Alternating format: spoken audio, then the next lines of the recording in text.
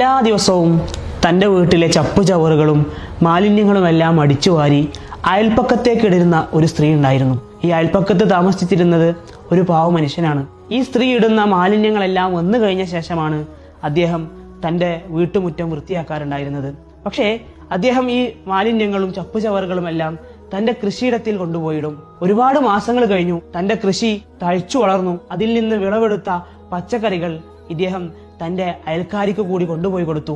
എന്നിട്ട് അവരോട് പറഞ്ഞു, നിങ്ങൾ എല്ലാ ദിവസവും എൻ്റെ മുറ്റത്തേക്ക് ഇടുന്ന മാലിന്യങ്ങളിൽ നിന്നാണ് ഈ കൃഷി ഇത്രമാത്രം വളർന്നു പന്തലിച്ചത്.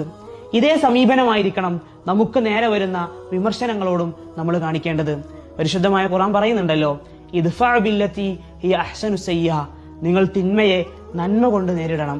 അതുകൊണ്ട് വിമർശനങ്ങൾ വന്നാലും അതിനെ ജീവിതത്തിൽ പോസിറ്റീവായിട്ട് സമീപിക്കാനാണ് നാം ശ്രമിക്കേണ്ടത്. അവർ കല്ലെറിയട്ടെ, നമുക്കതുകൊണ്ട് ഒരു മണിമാളിക പണിയാം.